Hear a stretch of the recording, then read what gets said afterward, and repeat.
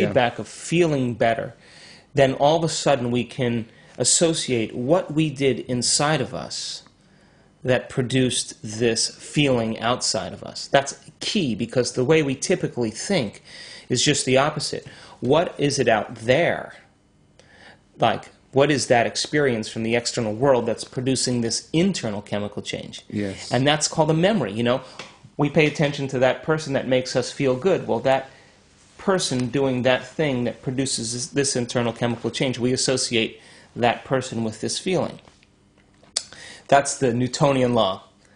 The other quantum law is, what is it that I'm changing inside of me that's producing the measurable effect outside of me, either in my body or in my life? That's taking the cart that's traveling and stopping it and turning it and making it move in the opposite direction. And that takes practice. It takes being engaged. This isn't a philosophical conversation that we're having right now. This is a practical conversation. This is, if you're about the business of change, you can't have dinner conversation and expect to get up as a different person. You got to do the work. You got to sit down there, and you got to make those measurable changes. And so my passion and my mission is, if we know that the redundancy of our thinking and feeling, strong emotion creates disease, why wait for the disease? Can we inspire people to make those changes before tragedy or trauma sets in? And that, in a way, is how medicine is going. The more kind of cutting edge type of the holistic side is going. People are going for the checkups, and they're finding what maybe they're missing or things that aren't functioning too well before they necessarily got any tangible signs of illness. Sure. And they're doing something about that. It may be taking supplementation. And in fact, that just triggers something else I wanted to ask you. We have a few interviews today. One later on today is a friend of mine who has bipolar disorder, manic depression. He's had that for many, many years. And he basically takes his lithium every day. He has also a good psychological outlook, and he knows what makes him better and worse. And so he has a pretty normal life now, but he takes his lithium. He says that was a commitment he made, not only for himself, but for the people around him that had to deal with the mess that he used to create. Now, in theory, could someone like that, I'm not recommending this, but I'm asking the question, could someone with something, bipolar, as I understand it, it's basically lack of sodium in the brain, so you take the lithium, that puts more sodium, and that creates more stability. In theory, is it possible through your kind of, what you're talking about, your kind of work, to deal with an issue like that? Well, bipolar disorder is a chemical imbalance in the brain. And I always say, you need to keep that brain tuned up, right? You've got to use the organ. Yeah. You got to maintain the organ that you use to process mind and consciousness. You have to keep that organ tuned up. So I never tell a person who has a brain disorder to come off their medication, because it would be their demise, right?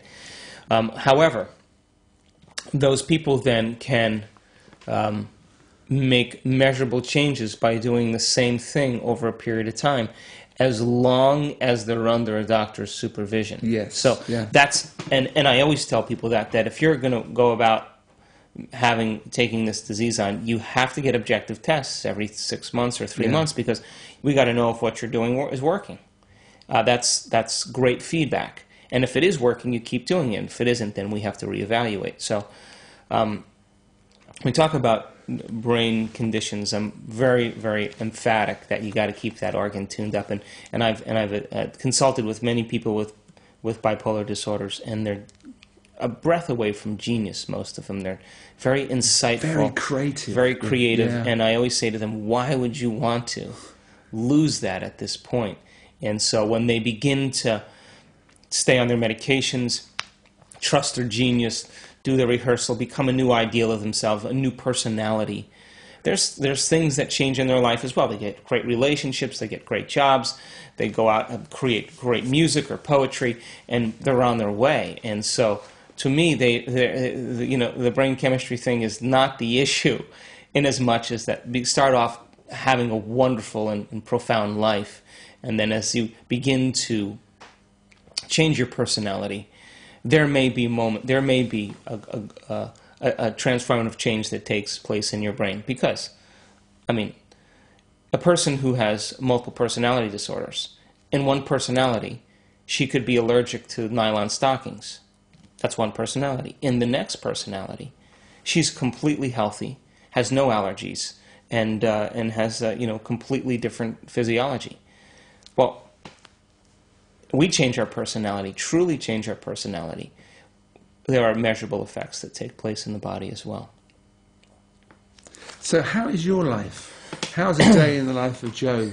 How does it work? Do you get up? I think when I watched the Bleep Do We Know, I think you were talking about you actually manifest your day to some extent in the morning when you wake up. Well, where I'm at right now, and what I do every morning is when I wake up, is I always allow 2 hours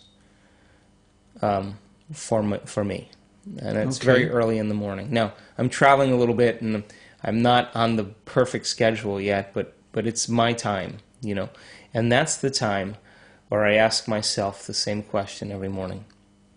What's the greatest ideal of myself that I can be today? What's the greatest ideal of myself I can be today? And then I begin to think, first of all, what I want to unlearn. Who do I not want to be? And I begin to think of the things I'm working on and changing. And when we do that, we make conscious all those unconscious programs. We bring them to conscious mind so that we have more control over them. We gain dominion over them. And if we're able to inhibit them, and we no longer go down the path of those common thoughts and those common behaviors and those common feelings, the principle in neuroscience also says that nerve cells that no longer fire together, no longer wire together. We prune away connections. And then I begin to, just like I mentioned, ask, who do I want to be? What do I want to reinvent about myself? And I begin to go through the process of rehearsal to be that ideal, and I don't get up until I'm that person, till I feel it, till my body is being conditioned with a new mind. When I do that, my day is very, very exciting, very wonderful, very unique, very unpredictable, and wonderful things happen. And so I'm not asking. I don't really have many material things that I want. There's not a lot of things that I need. I think that our purpose in life, Iain, is to not please God or do the right thing. I think our purpose in life is to express that mind through us. And I think that as we eliminate some of those primitive emotions that have driven human beings to their lowest denominator, when we eliminate those, we allow that mind to begin to flow through us, and we begin to take on the qualities that are godlike. Compassion and love and understanding and truth and honor and charity. Those are what that mind typically does to give life in our bodies and in every aspect of the universe. And so my mission really is, for me personally, is to continuously make room for that mind to flow through me. It's an ongoing process, day by day for you. I love it. Yeah. I love doing it. Okay. Joe, thanks very much for coming in to talk with us today. I'm just going to hold up your book again so people can see it, because it really is a fascinating read. It's not a quick read, I have to say. Well, it says the science of changing your mind. It doesn't say the philosophy of changing your mind. It takes its time, and watch out for the follow-up coming soon. Thanks, Joe, and thank you very much for watching Conscious TV, and we'll see you again soon. Goodbye.